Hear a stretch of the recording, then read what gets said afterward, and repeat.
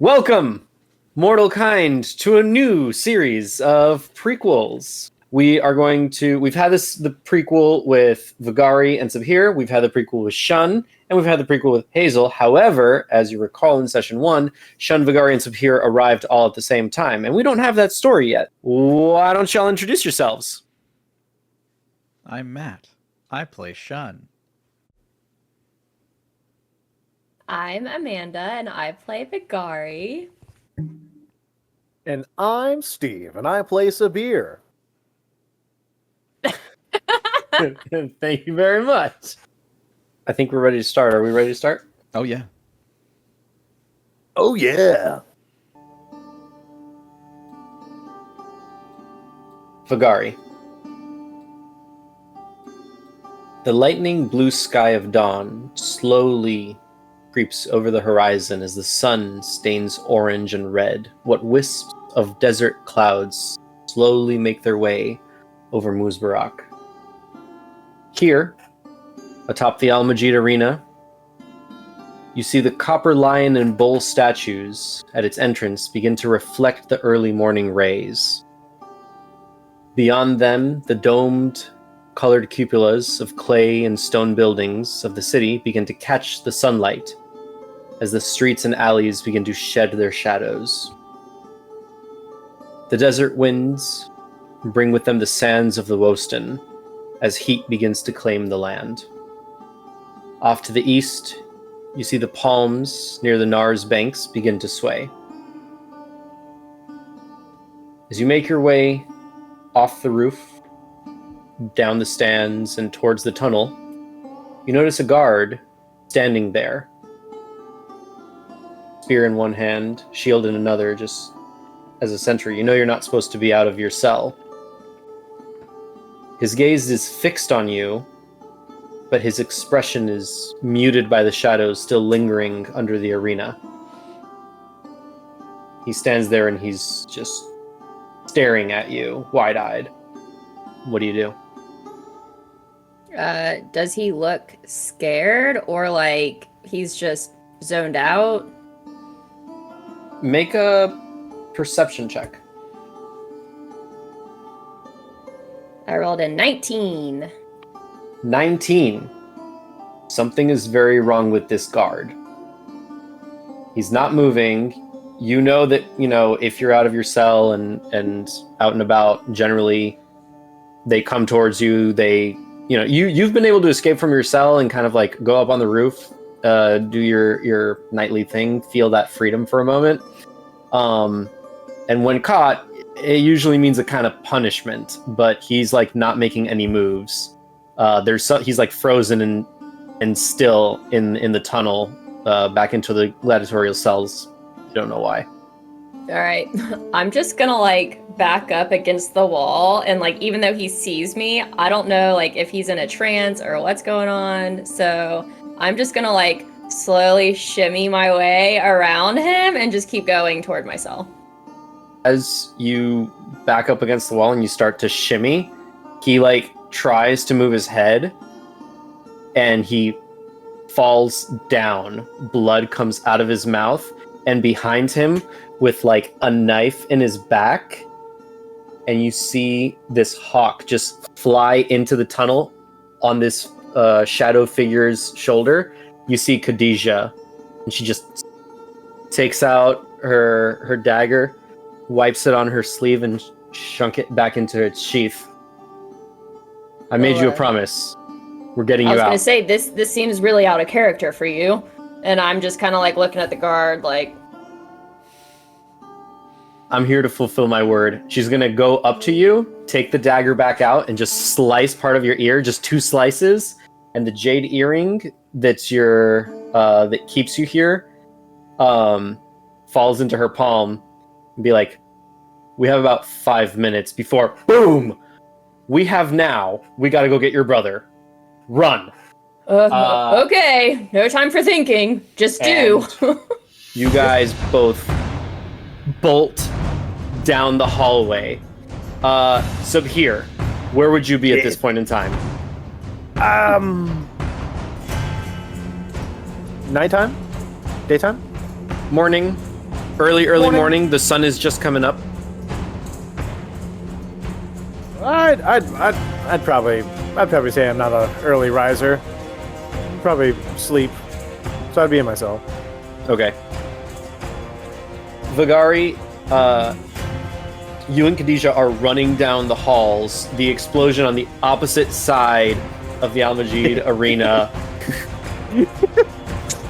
that went off. You see guards starting to like come out from like all sorts of different doorways and halls and stuff like that and start running. Some of them are ignoring you. Some of them are noticing you and debating what to do. You see that people in their cells are also starting to kind of like bust open, and they're starting to like break the doors down. So now there's guards holding back some of the other gladiator slaves. There are gladiators who are not slaves that are like fighting guards, and there are gladiators who are not slaves that are fighting the gladiator slaves. So it's an all-out brawl. The first thing that we're gonna do, I need you, and Khadijah's also gonna roll. Make an athletics check to see if you can make your way through the crowd. I rolled an 8. Okay. Khadijah rolled a 15. 8. Let me roll for the guards. I'm just so big and brawny. It's hard for me to shimmy my way past the chaos. Okay. They rolled a 7 and a 6. So Sweet. you and Khadijah running down the hall, guards go, "Hey, stop that!" And they bring their spear out. You just kind of, Khadijah rolls over. Excuse me, pardon me. How do you get past the guards that are like putting their spears out to stop you? I take not my spear. I take my great axe, and while I'm running, I kind of use it to like counter their spear blocks. And like my great axe is probably a lot heftier than their spears, so I just like chop the spear straight off and just keep going through, like plow them down. Fair like enough. Moses. Like Moses, you part the sea of soldiers, leaving nothing but a Red Sea behind. Yeah, basically. And Khadijah follows suit. Hayam, her bloodhawk, flies overhead and kind of like scouts out. Eventually, you make it to Sabhir's cell. All right. Can I like roundhouse kick the door down, or is it like unlocked? Make an athletics check. I don't care if it's unlocked. I'm gonna roundhouse kick it anyway. Yeah, go for it. It's an 8. It's an 8. Can't wait to get my day started. Sabhir, you are in a deep sleep, and actually, I mean, I'm glad you decided that, because I was going to go with a Jean-Claude Van Damme stance. Hello.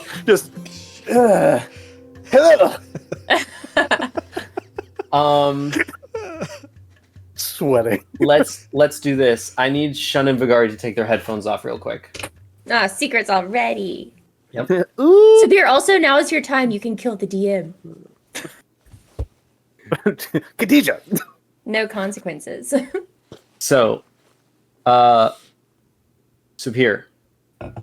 you are dreaming that you are in the middle of a wheat field, a giant field of wheat, just as far as the eye can see. And as you walk on, and the wind passes by and brushes the foliage around you, the next step, you're in a river. You're in the banks of the Nar, and before you is this crocodile in the water, just staring up at you.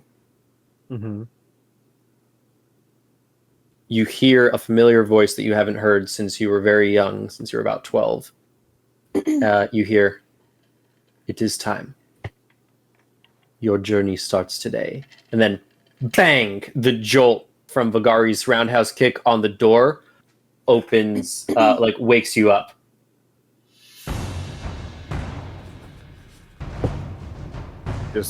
Just purring until that happens. Yep. So you jolt awake from Vagari's kick on the door.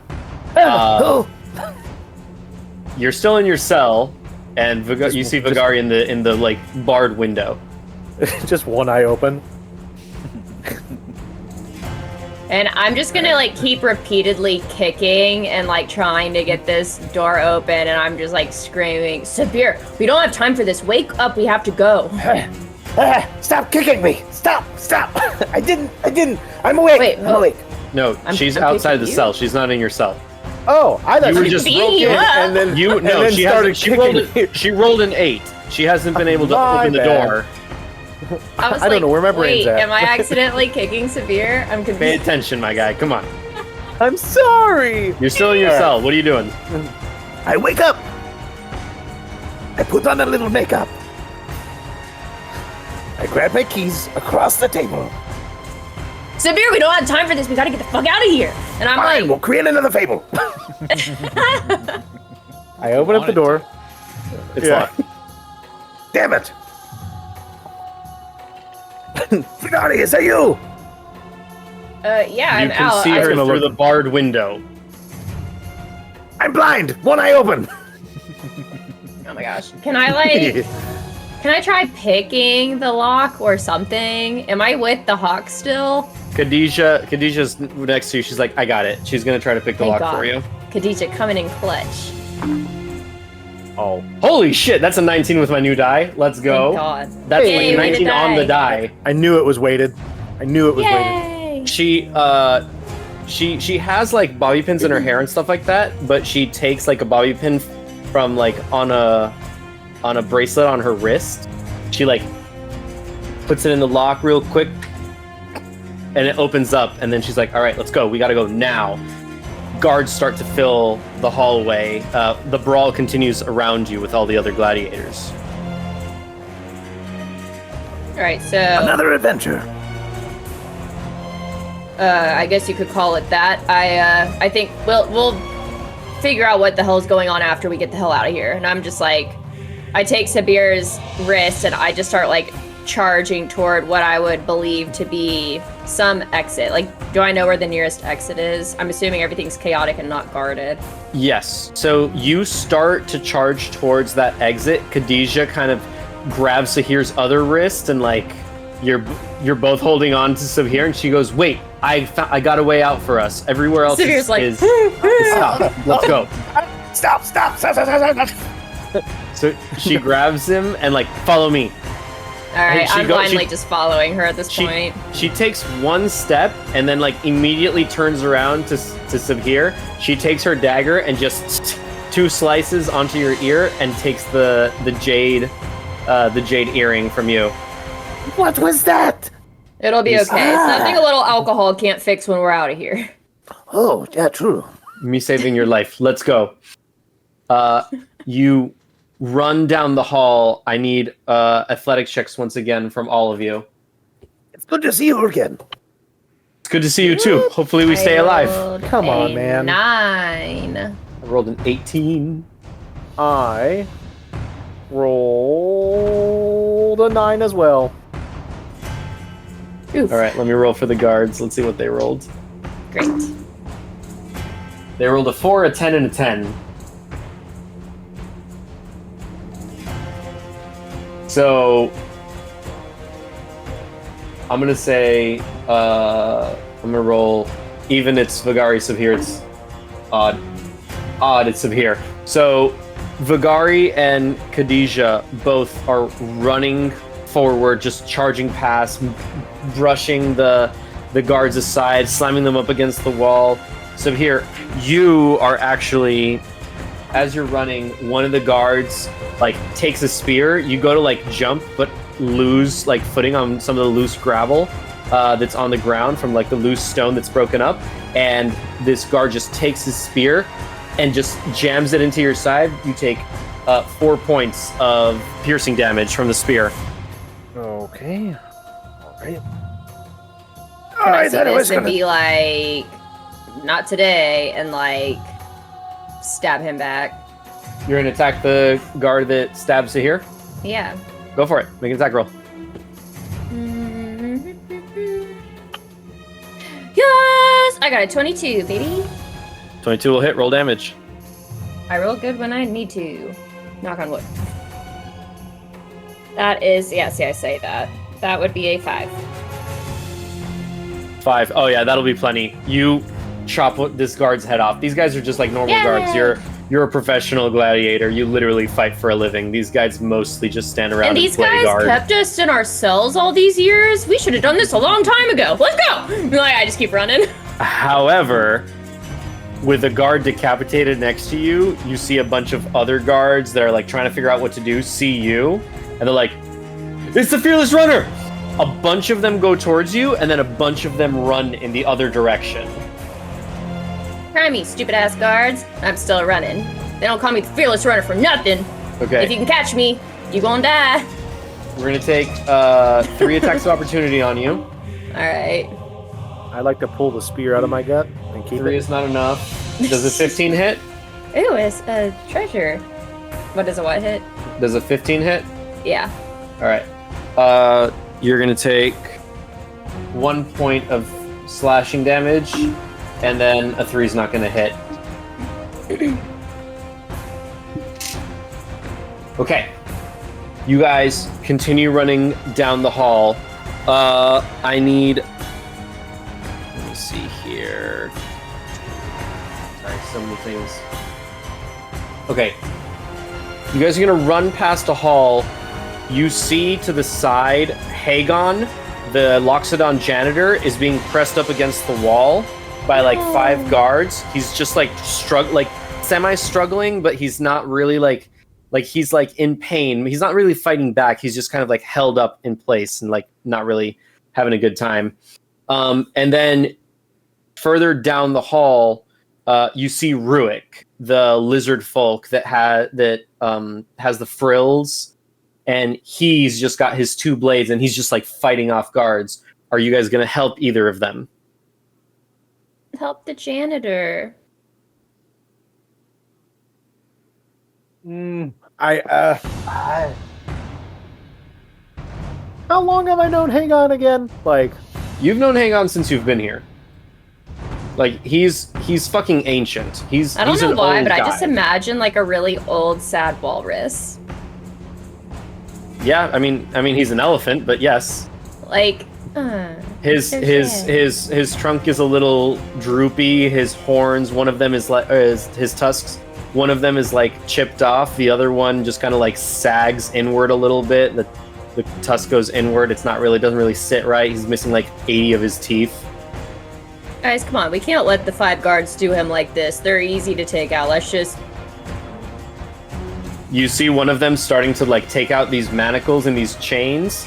This other guy, it like throws up a whip around his neck and starts pulling him down. As you see everybody else starting to put chains on him. Yeah, no, we're not doing that. There's other battles like kind of going out. Hell no. So I take my great axe and I slash this little mofo that's trying to chain up my poor man here. Okay, make an attack roll. Poor walrus. I would also jump in and I'll try to do a downward strike on the whip to like cut it. Okay. I got a 21. 21 to hit is great. Sabhir, what did you roll? 11. Okay. 11 will also hit.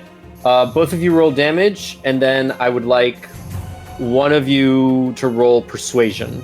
Your decision. I rolled a 5. For damage? Yeah. Easy enough. You bring the axe down on one of them, bisecting them. Sabhir, you cut the whip, it just like slashes down, then slashes back up and just stabs the other guy in the chest. Now, somebody roll a persuasion check. Do you want to roll it, Sabhir? What's your persuasion? It is a +1, I but will I'm roll also persuasion. I also don't want to persuade the elephantine. It's you're persuading Vagari to assist you. Oh, okay. Well, I can't really persuade myself. Can I just choose to assist him? No, Vagari's like, sorry, not Vagari, Khadijah. Khadijah's like, we need to get the fuck out, and you guys are lollygagging, and she's kind of like, what the fuck? So this is to see if she's gonna help you free Hagon. Yeah, you can do it. You can. I was like, Khadijah, I know we're in a really big rush, and we're forever in your gratitude, but you have to understand we've known him for years, since we've basically come inside this arena, and we can't just leave him. That would be like you leaving us. Make a persuasion check. I don't know. It's not great. I rolled an 8. 8 is my lucky number. All right. Sabhir, are you helping Vagari with this, or? Yeah, I would probably do the help action, and I would just be like, He's not like the others. He's kind. All right. Vagari, roll with advantage. Thank God. Please. That was a 12. 12 will be sufficient. She just kind of rolls her eyes. Fine. And she just like takes 2 arrows. Let's see if she. That was cocked. All right. That's plenty. That just barely hits. Let's see how much damage she does. She has a longbow. Oh yeah, absolutely. Just like shunk shunk, two guards go down immediately, and she just kind of like whistles to Hayam. He goes and starts picking out the eyes of the other guard. Hagon gets like freed from the chains, and he just, thank you.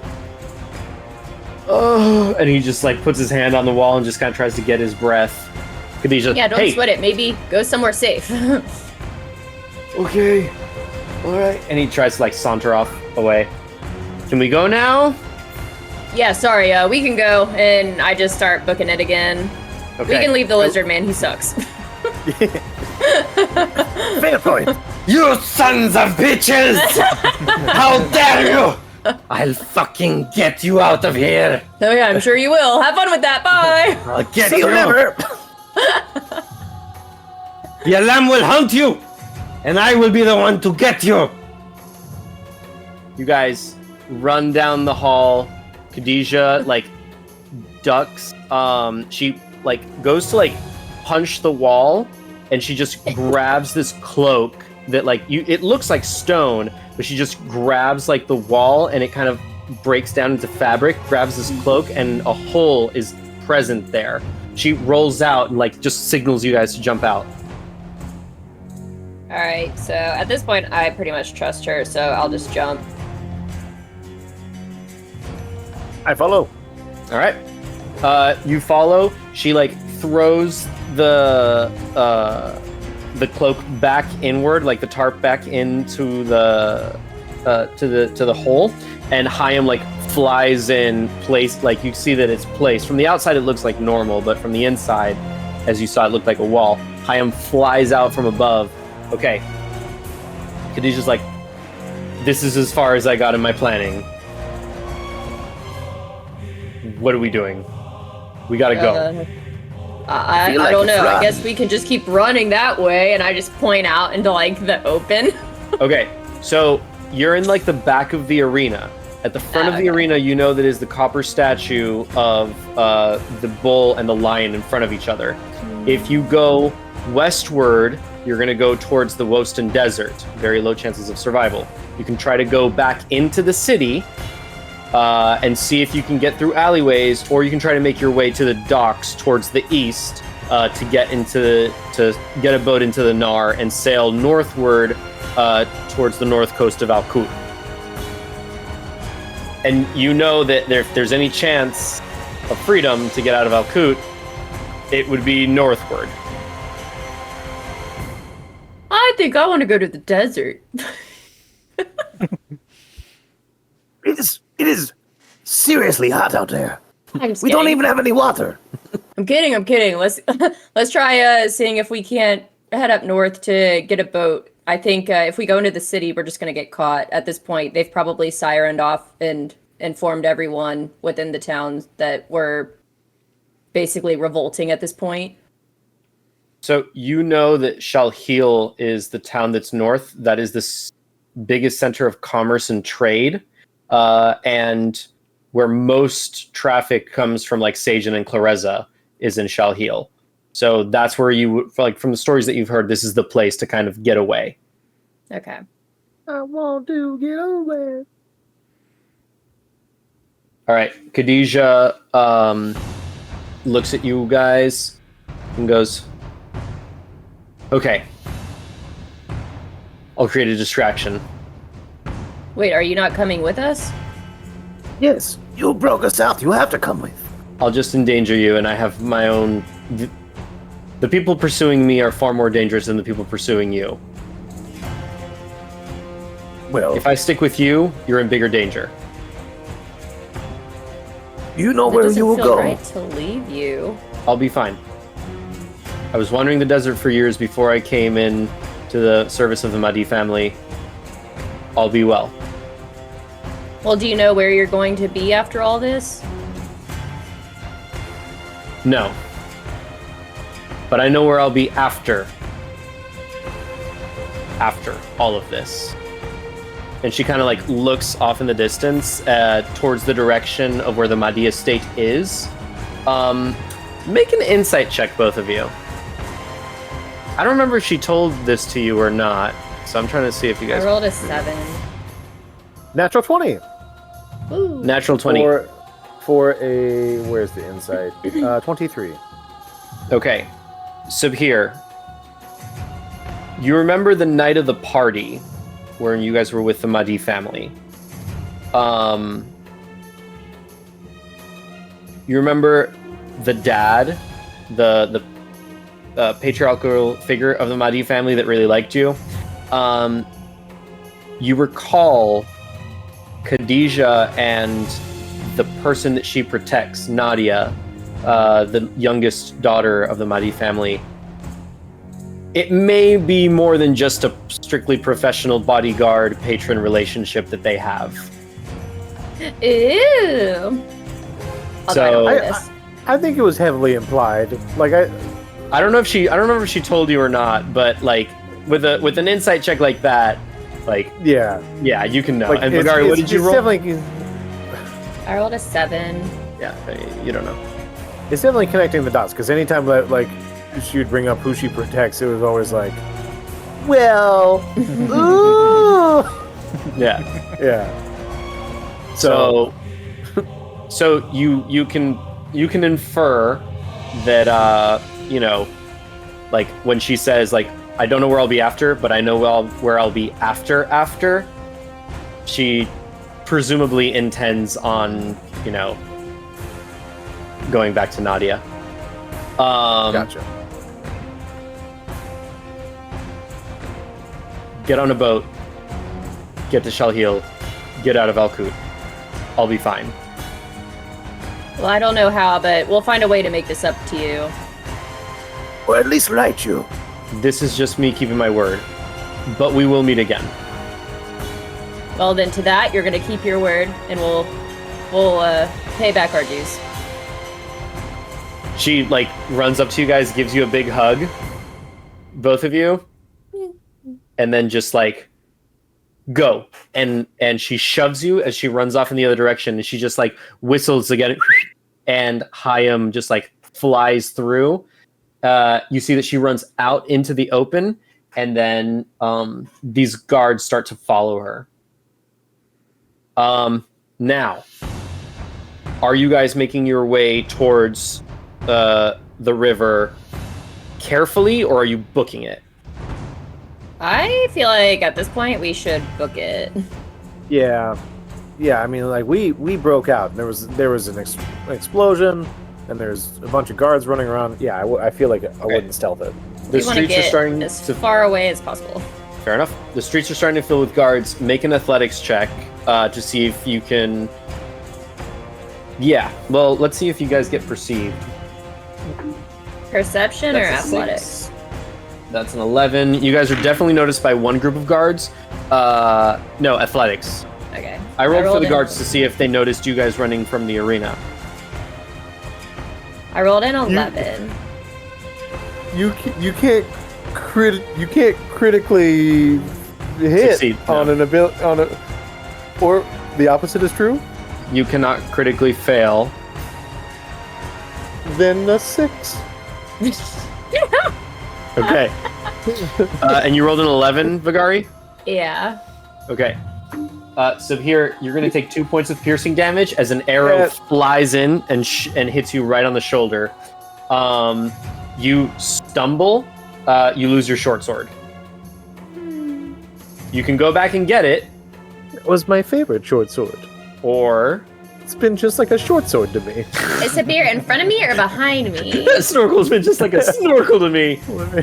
Sabhir is presumably, well, I don't know, Sabhir, would you be ahead or behind Vagari? You have a faster running speed, but she is your older sister that usually leads the way. What are you doing? I'll tell you what, let's roll for it. I would say, because like getting in front of Vagari is scary. It is. Let's do this. So Vagari, Like, I'll trample you? Where do you want, let's do it this way. 20, you're ahead. 1, you're behind, okay? And by you mean Sabhir. I mean Vagari. Okay, I'm glad I clarified. 1, you are behind. Okay, can I, like, try to recover his short sword after it, like, falls? Since I'm behind him. Okay. Yeah, make a sleight of hand check. An 8. Why am I rolling so bad all of a sudden? 8 is sufficient. It's very easy for you to just pick up. It's essentially a free action as whatever. You can pick up his short sword. I pick it up. Right. Don't worry, Sabhir, I got you. Don't let these mere toothpicks slow us down. Keep going. Like, hit me in the middle of the shoulder blade. It's really, really hard. Yeah, I know, but we'll take care of it later. I was thinking. Can I just the like DC pull it thing. out, and like throw it to the side? Like, okay, should be fine now. Sure. I hope I don't do more damage. That's what I'm trying to figure out. Make a medicine no. check. Make a medicine check. I don't know how to make you one roll, of those. if you roll above a 10, it's fine. If you roll below a 10, he'll take a point of damage. Good luck, Sabhir. I have -5. I'm Minus? I'm kidding. Just as running like She has a 0 in wisdom. like seeing Vagari reach for him, like no. I just take a voodoo doll out, like. So that's where those raps came from. I rolled a 7. Sabhir, take 1 more point of damage. Oops, sorry, Sabhir. Sorry, I'll be more gentle next time. Letting crashes over crash. You Oops.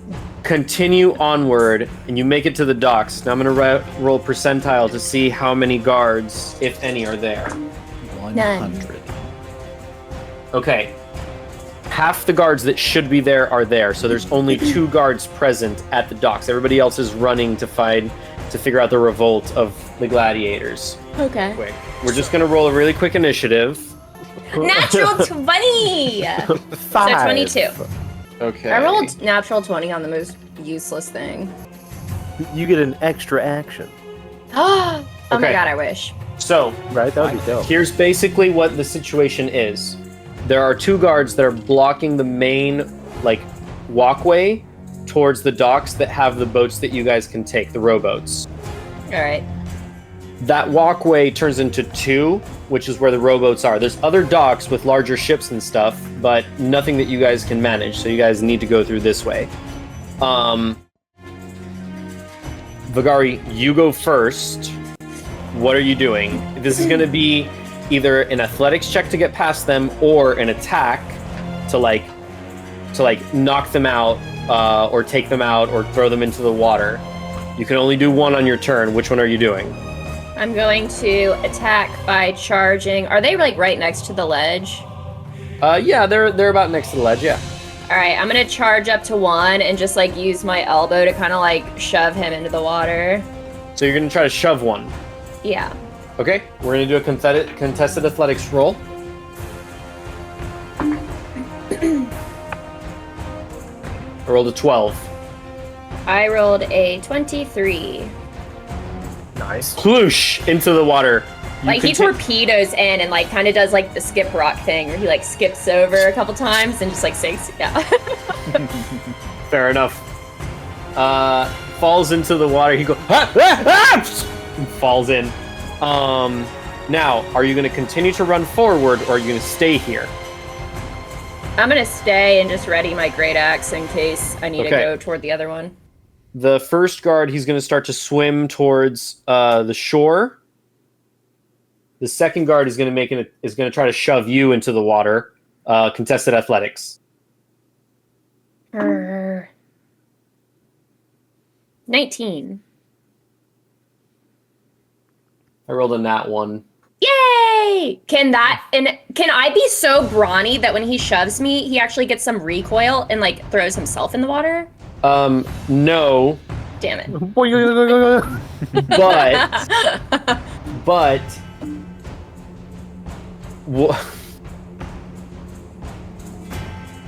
actually, you know what? Yeah, Yes! he's gonna try to shove, and instead of like his footing isn't good enough, and you're just like so dense that he just kind of like, instead of pushing you, the force he pushes himself back and just falls into the water. I see this and I look over. It's a nat That one. was embarrassing. Sabhir, you're up. I sprint all the way towards the docks, and if I have more movement, I would like to then stay there and just kind of like, Which boat are we taking? And, okay. and I'll just kind of like center myself on the docks again, and just like kind of walk towards the boats. Okay. Vagari, you're up. Can I like perceive which boats look the best, or like are they all comparable? Comparable, yeah. I don't know. Just pick the closest one to us, and I'm just like at this point sprinting toward the one that would be the closest to us, and I'm starting to like untie it from the dock and like get everything set up so we can push it off. Okay, so your action is to untie one end from the dock. The guard is going to make it onto the first guard is going to make it onto the shore, and he's readying himself to attack you guys. The other guard is still swimming towards the shore. That's their turn. Sabhir, you're up. Is he on the docks again? He's on the docks again. But he's like up on the side. He still needs to run to catch up to you. He uses full movement to get out of the water. You're still like 40 feet away. Okay, in that case, I'll go ahead and I'll untie the other side of the boat and then hop in it and grab an oar. Okay. You hop in, grab an oar. So both sides of the boat are untied. Vagari, are you inside the boat? I haven't hopped in yet because I think I just Okay. used my action to untie. Well, it is your turn. So then I will use my action to get in the boat. All right. You get in the boat. You start sailing away. The guard is going to run towards you guys. He's going to make an attack roll towards you, Vagari. Yeah, 17 will definitely hit. The spear flies through the air, lands right in your shoulder. 5 points of piercing damage to you. Can I like embrace it and like stone endurance to reduce it? You can absolutely stone's endurance to reduce that damage. Okay, so that would be 1d12 plus 2. I rolled a 1, so I reduced it by 3, so I just take 2 points. Okay. The spear like falls into you, but it doesn't land all that well, and kind of like falls into the water, like chinks off you and falls into the water. The other guard is going to make it to the shore, but that's his action to dash to get there. So here it's your turn. At this point, you guys make it out into the Nar and are able to sail away. Hell yeah, dude. I mentioned the Nar like 5 times. Steve didn't do it any single... You motherfucker. All right. Now, we're going to cut to Shun. Shun.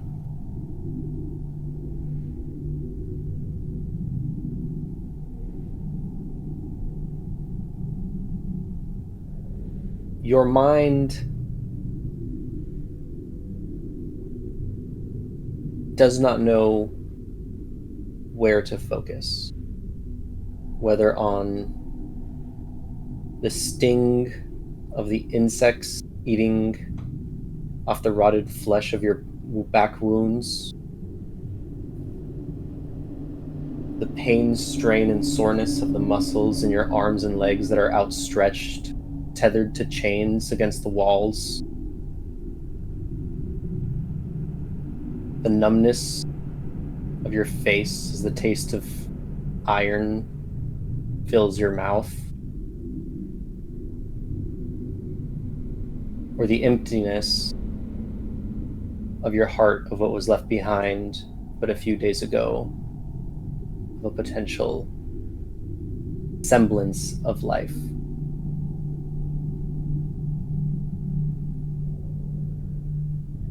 You've been here. Could it have been a day? Could it have been a week? You're not fed at regular intervals. If fed could be even used to describe what the stuff that's given to you, the stuff that's forced down your throat, rather. And the only sound in this room, aside from the wind that sometimes makes its way underneath the door before you, the small ray of light on a rust-colored ground, is the dripping of blood and saliva that falls from you. Consciousness is a concept that has long lost meaning in this state of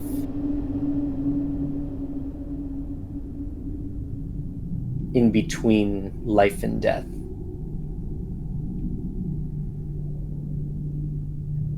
Alive is not what you would call this. Bound to existence, a more apt description for the state that you find yourself in.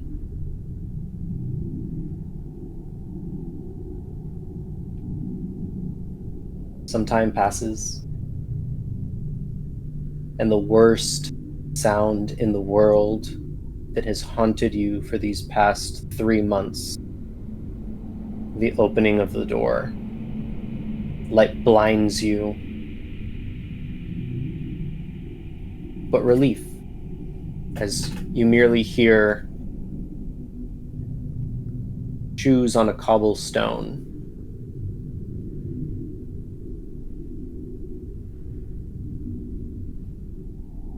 Small reptilian figure, small lizard folk, comes with a tray of whatever passes for food. And you hear the clanking as he drops it to the ground. You hear him starting to scrape some of the food onto a fork or spoon, and you just feel the yanking of your hair back and the shove of this rusty metal spoon into your mouth with a taste of something that could not be described in any pleasant manner.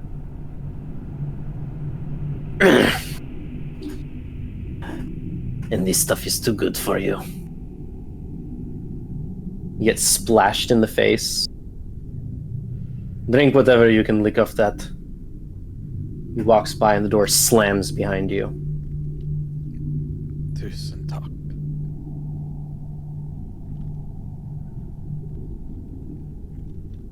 Who knows how much more time passes before the dreaded opening of the door happens once more. And again, shoes on cobblestone, a welcome sound. This process repeats ad nauseum.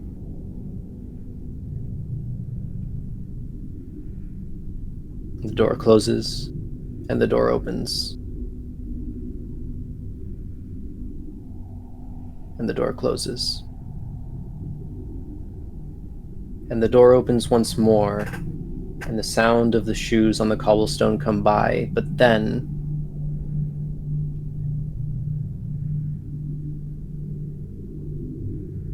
the sound of nails hit the ground, just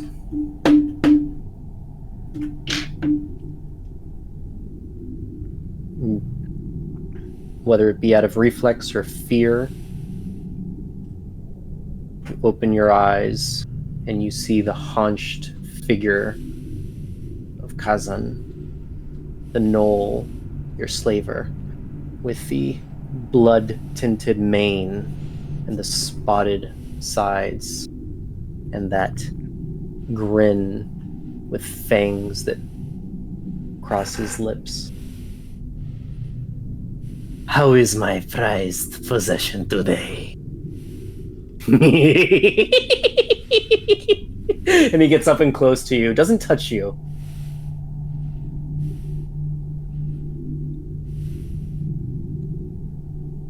You look sad. Have you not been feeding him? I've been feeding him. You feed him better. That one would go for a lot of gold. As a matter of fact, and you may be proud of this. He grabs you by the horns and pulls you in, like slams his forehead against yours. You're about to fetch me a lot of money. And he throws you back, your arms and legs straining up against the chains that have you hanging in the middle of the air. And when you're stupid enough to run again, you will do so again. And this is your life. And fantastic to have such a wonderful prize in my possession, is it not? We treat you well, right? Shun?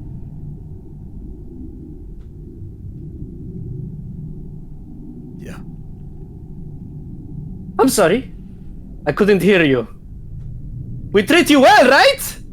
Yeah. Yes, we do. Yes, we do. Ah. In a few days. Don't worry, it will be soon. Go to a nice, good family. I'm going to miss you, but I will be so happy when you're back. I will count the days.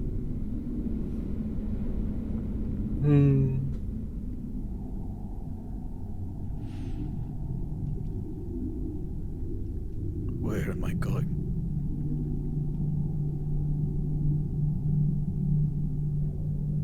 A dwarf, some mining establishment. I said you were more for words and for information and stories, a better brain than brawn, really, but, you know.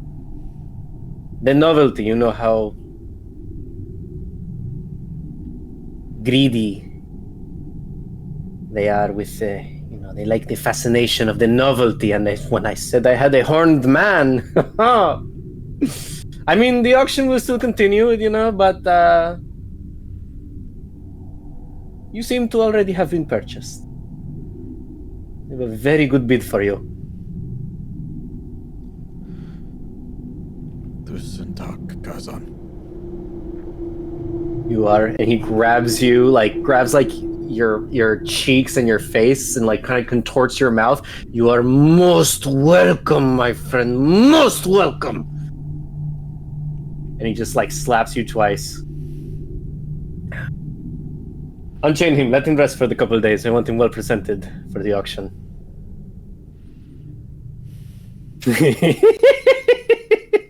He turns and walks off.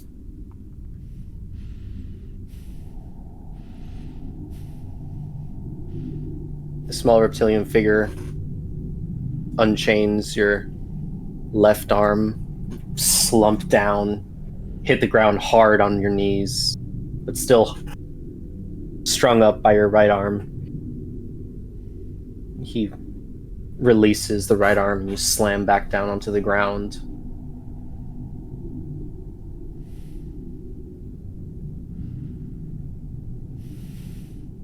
I've been in this a long time.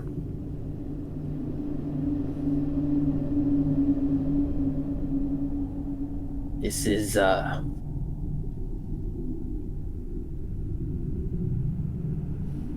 lot. Lucky me.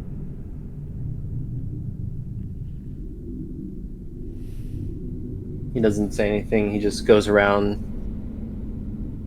unties the shackles on your feet, He steps out and throws a piece of cloth into the room. Before you go. How long has it been this time?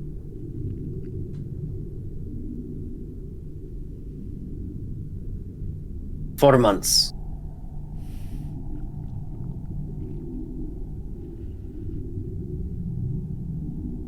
Tusen tack.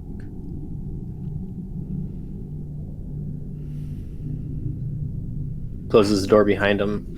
This cloth is meant to be your bed for however long.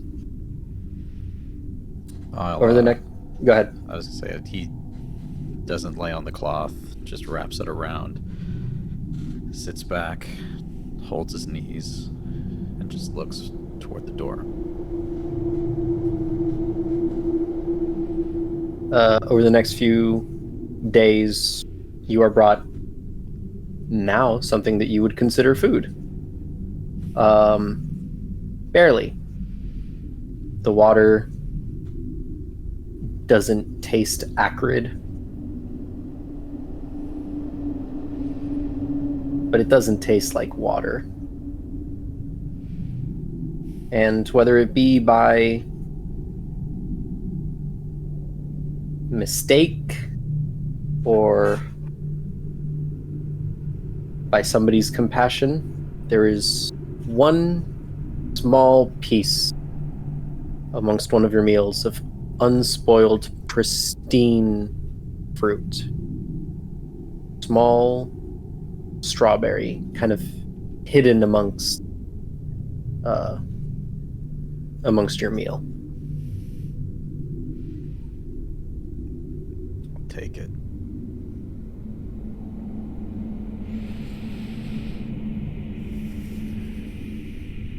And just set it on my tongue.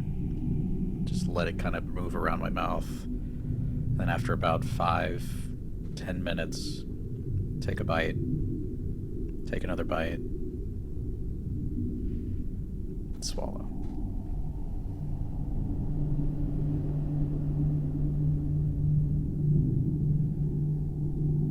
Eventually, as the door over the next few days opens and closes and opens and closes once more, you hear the dreaded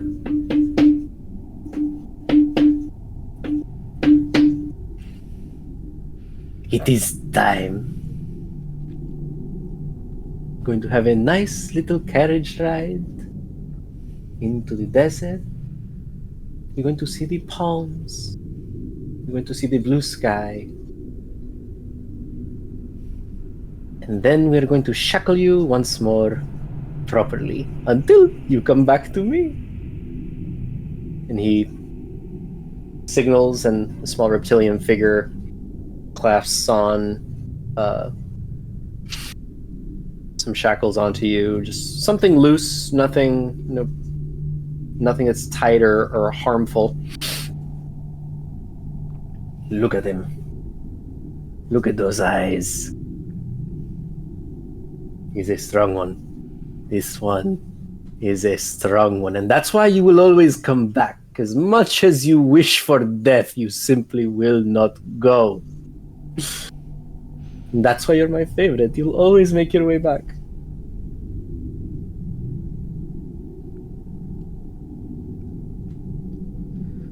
Happy I could oblige, Kazan. Yes, you are. Yes, you are happy to oblige. Come now, come.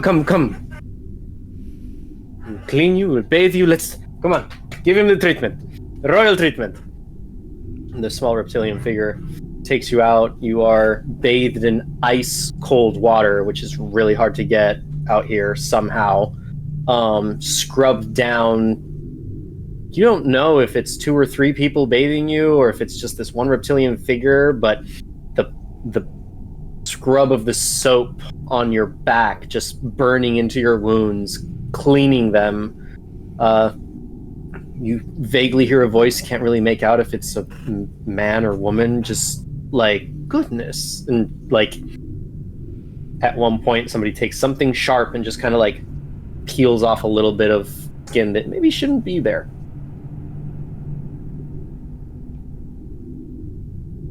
You are dressed in some simple vestments, nothing grandiose, and you're given a simple cloak as well.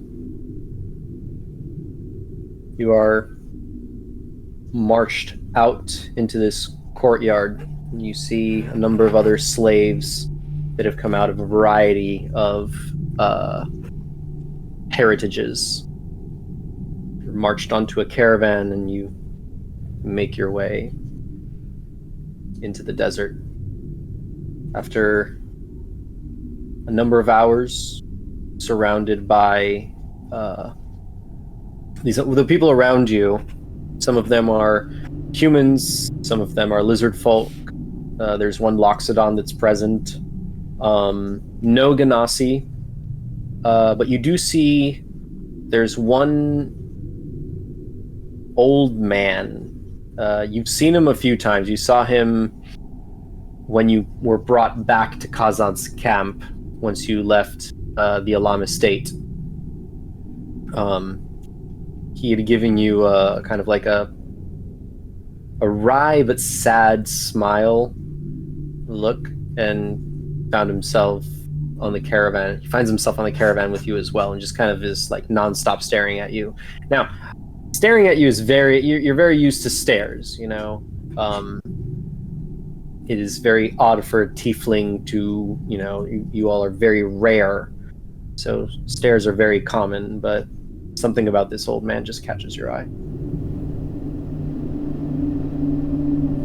Do I interest you, sir? You, I've not seen horns on a man or a Janasi. Red skin. So I am the first tiefling you have seen. I suppose you are.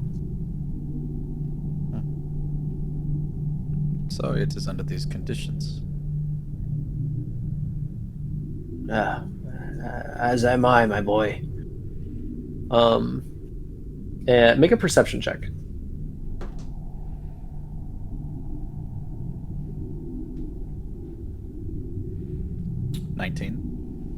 Oh, absolutely. As he's like talking to you, you see that he kind of leans forward to like hear you because the sound of the carriage and the chains and stuff moving around.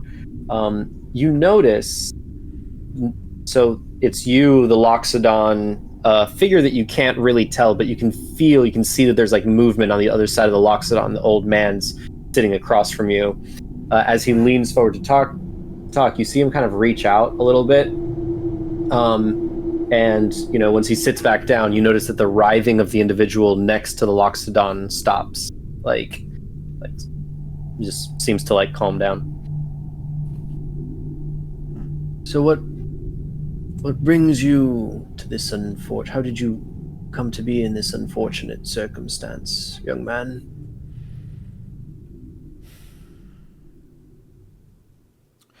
I was helping my brother stay safe. And we got caught. I did not want to be there, but I also did not want them to be alone. And as with most best laid plans, they went awry. And that is how I got you the first time. The first time? Kazan favors me, and so when he sells me off, I usually come back. After I have done my purpose, people get bored of me.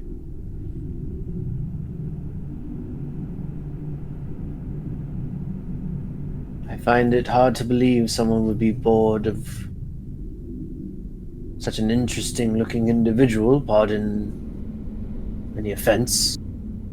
I like to keep my head down when they know that I do not talk.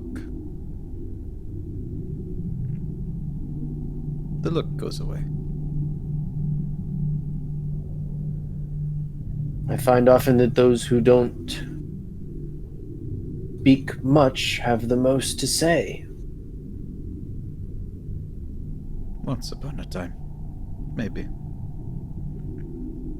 These days I just talk to the rats and spiders. And I hate spiders. Not very good company, rats and spiders. They are. Until you get hungry enough.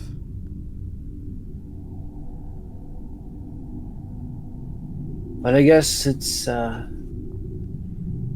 very much the case as we are in the world to most vermin, pests. Trash to be discarded, yeah?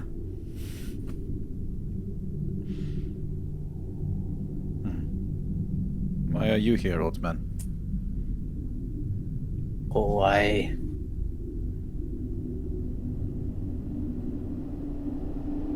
needed to pay a debt which was unfulfilled.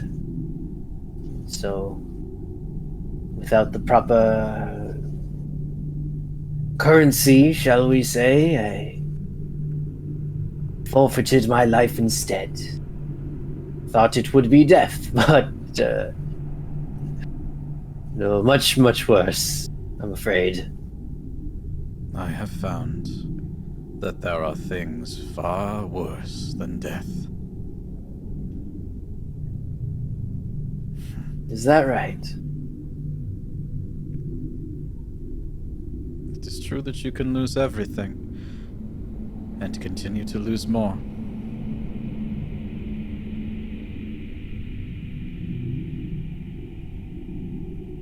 I wonder if death isn't worse. Death is a mercy.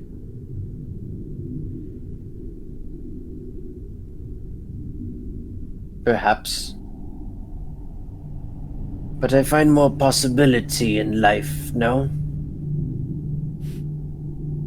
What possibility do I have? What possibility do you have? We are here. We are cattle. Destiny weaves its fates on all of us. I thought you were wise, old man, spouting nonsense about destiny.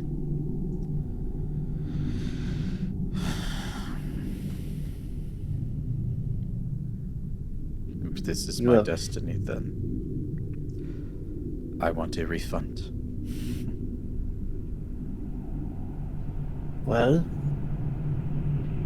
you're young, you're strong. And we're all to be sold today. New horizons mean new opportunities, no? I am looking forward to not being cramped, chained for a while.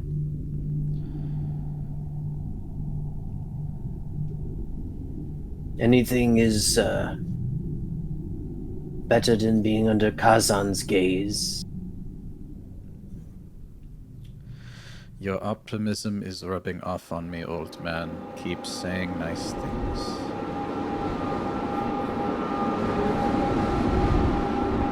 I find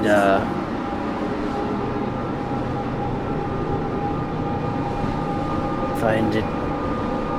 Yeah, I don't know what's happening with the music. I'm sorry. I haven't done anything to it. The destiny. I've done nothing to it. It It's is just been a- swirling around you. I don't know why it suddenly changed like that. That's alright. Do you see that house? Well, I may not have much more life in me. I try to ease the suffering of others. Is that what that was? Oh, my words do a lot, yes. I encourage many. No. Do not think that your actions did not go unseen by all. I saw what you did. Promise you, I assure you, I know nothing of what you talk about. Very well. I'm afraid I must have my afternoon nap, be ready for the auction, get a good bid, you know? Slap the cheeks a bit. Gives a bit more blood flow, makes you look more vigorous. Yes, yes. I am blessed. Oh, with you're it. already red. Oh, no. This is why, I'm fine. This is why I do not joke. I'm old, but I am strong. I'll surprise you. Best of luck, old man.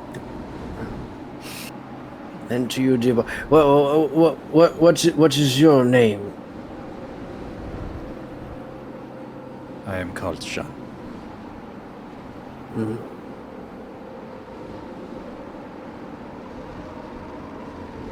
I'm an old man.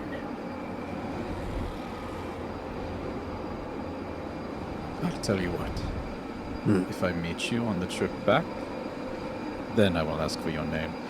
But you must survive first. If you are dying at my jokes, then forgive me for not investing the time and effort to remember. Name is just a label we give ourselves for identity. Who we are is far more than that. And I am more an old man than any name I've ever heard.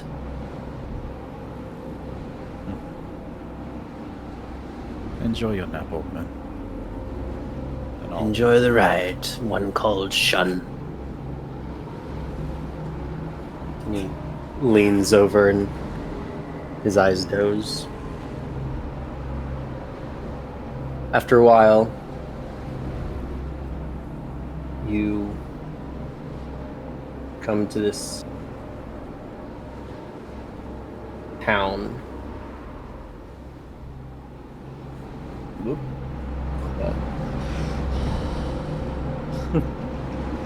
So windy here! After a while, you come to this town, and there is a square, and a large crowd fills the center of the square. There are these tarps and tents that fill either side of the square with foods, tables covered, filled with food and drink. There are plethora of tables for seating arrangements in the middle of the square, and there's a stage that you see that people are slowly being brought up on stage. An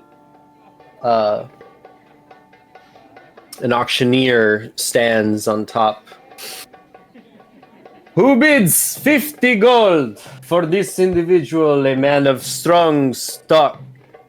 If trunk here allows for prehensile trunk allows for excellent mobility, multitasking. 50 gold. I take 50. Do I see 60? 60 gold. 120. Sold to the young man in the turban. Thank you very much. Have a good day. Excellent. Thank you for being here. All I've learned from this is that we can actually afford to buy our own slaves. That's really cheap. Continue. Yeah.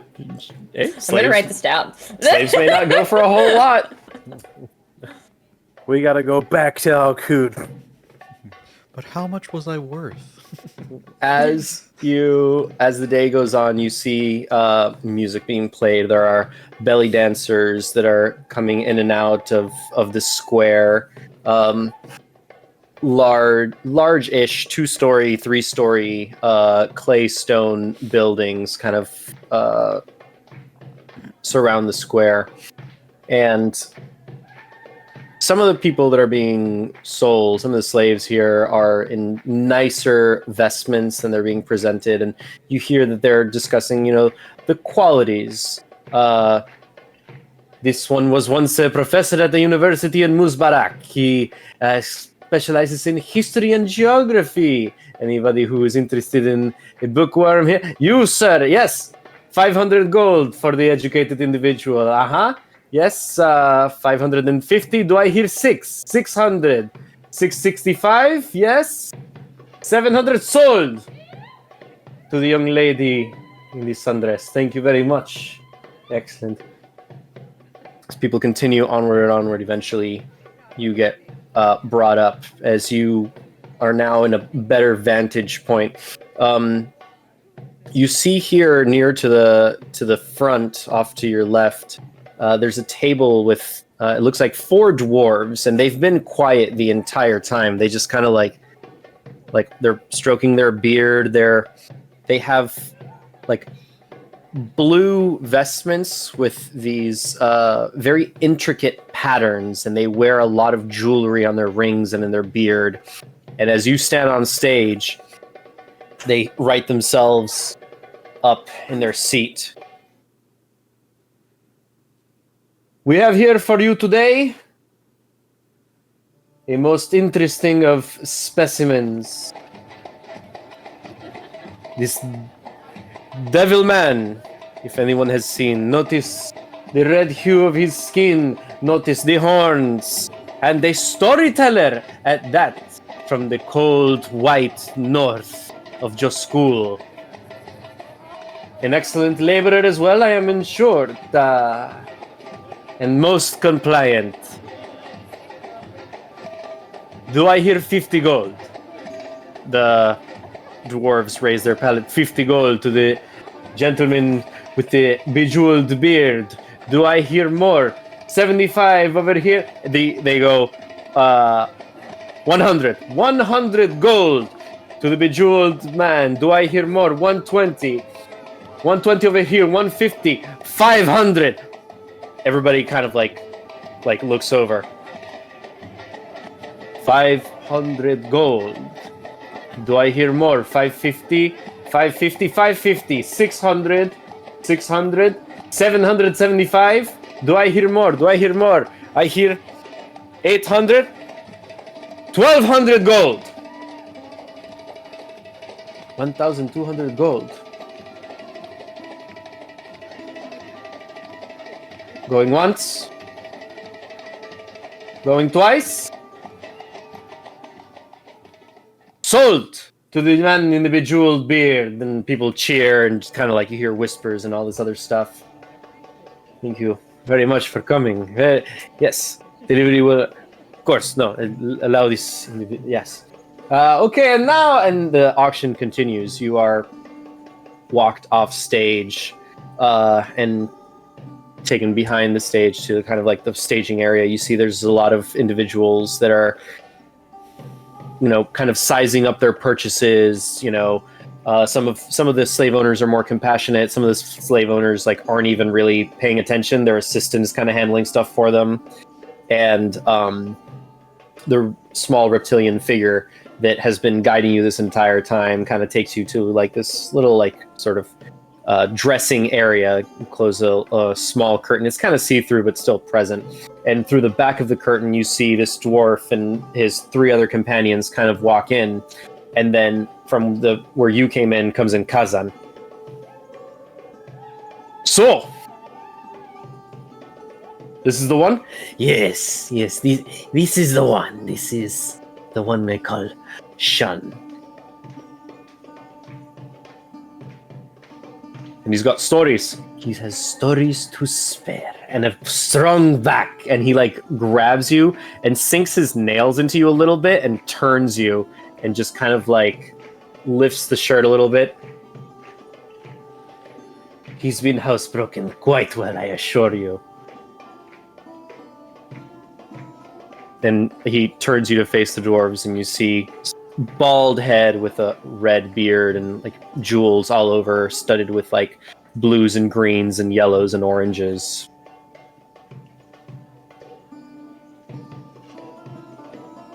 So you like stories? Yes, I love stories. Any other special skills we should know about? I look to Kazan. Don't be shy.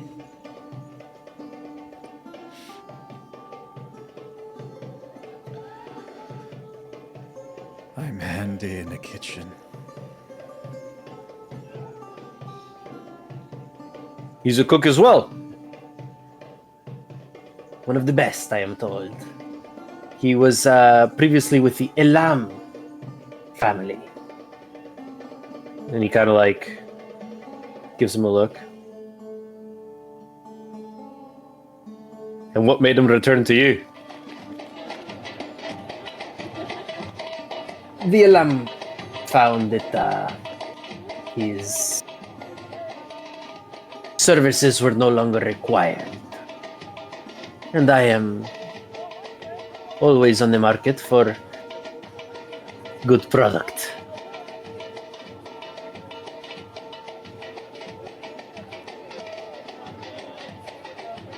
$1,200 seems a bit low. You didn't mention the cooking. What are you fucking hiding? I assure you, I am hiding nothing. You yourself said I could have gotten much better price for this individual. He's good. We know where you live. We know where you work. We'll be in touch. Please enjoy, masters. All right. You're called Shun? I am called Shun.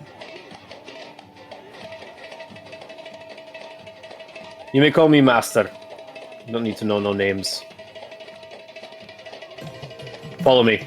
And he turns and the other three follow behind, and the small reptilian figure gives like the last one the keys and stuff, and the last dwarf that takes the keys also takes the chain that you're held by the manacles and starts guiding you out. You get brought into a carriage, very nice carriage, and start your way off into who knows what direction.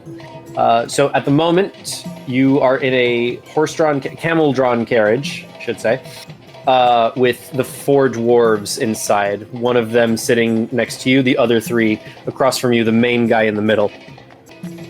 So, Master, we are going to a quarry, I am told. Yeah. Just north of Melkil. We've got a mining operation out there. Very interesting stone that we found from the north as well. We're used to drilling into the Sajan mountainside, the Transient Mountains. But our operation has expanded. We're looking for workers, but things have been a bit boring recently. Now, I don't know what shit Kazan is hiding, or why you were sold back from one of the 12 noble families of Muzbarak. Well, I'll tell you this. You try any funny shit, it'll be your fucking head. I believe what he failed to mention was that I am too slow. So, there should be no funny shit from my end.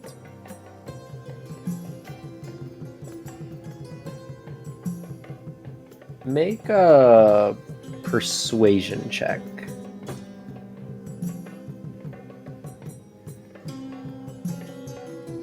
14.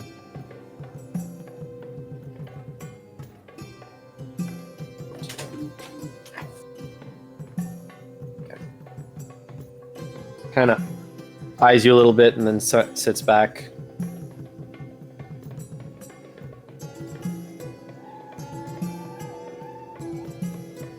You know, those horns look really good over the fireplace. Yes. They probably would. Just make sure it is a nice deep red wood. He's got jokes. He's got jokes, and he stands up and just like, bam, like slams you, decks you right in the nose. You'll not be funny unless you're asked to be funny, you understand?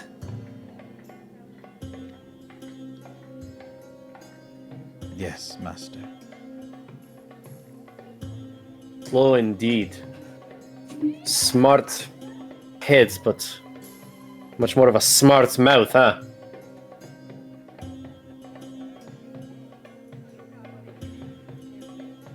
All right. We'll make sure everything is. Make sure you learn everything you need to learn about our operation properly.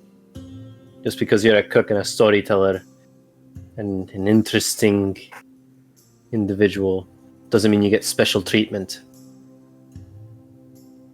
I would expect nothing else.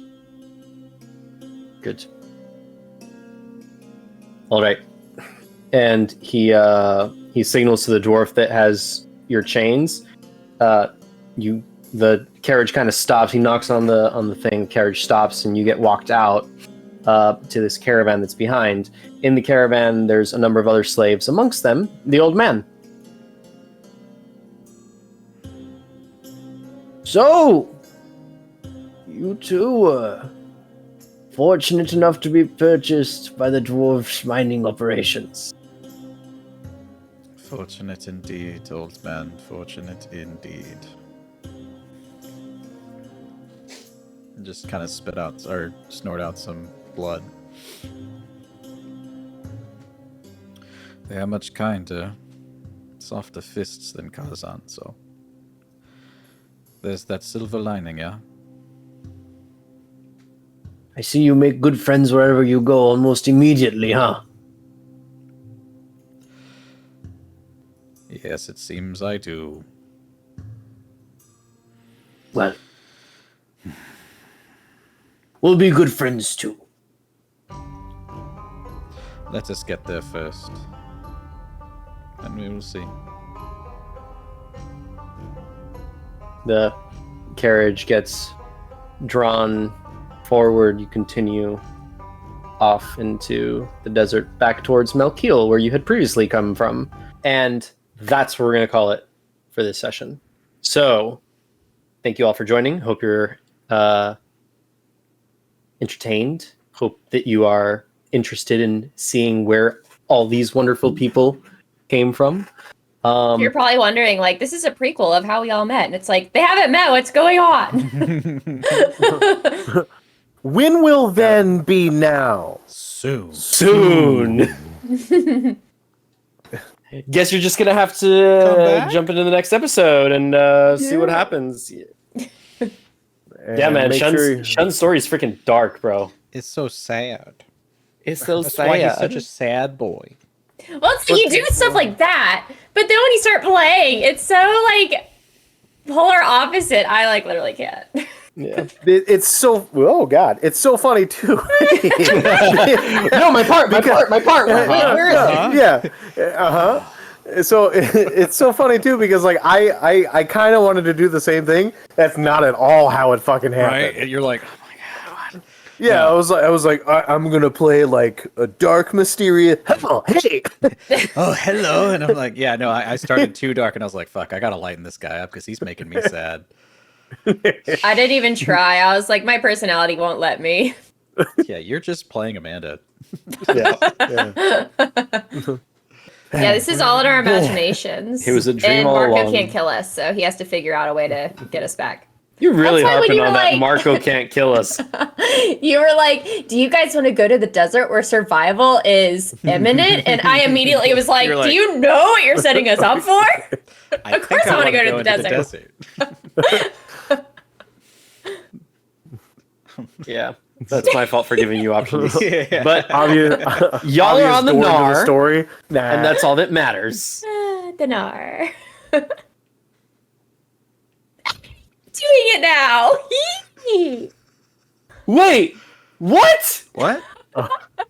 How did Oh you my do? God. Did you What? He What's up? infiltrated my window. bastards? It's almost like That sounded inappropriate. Steve infiltrated my window. Mwah! Good night, everybody. all right. And I think it's time we do the thing. 3, 2, 2. 1. Bye.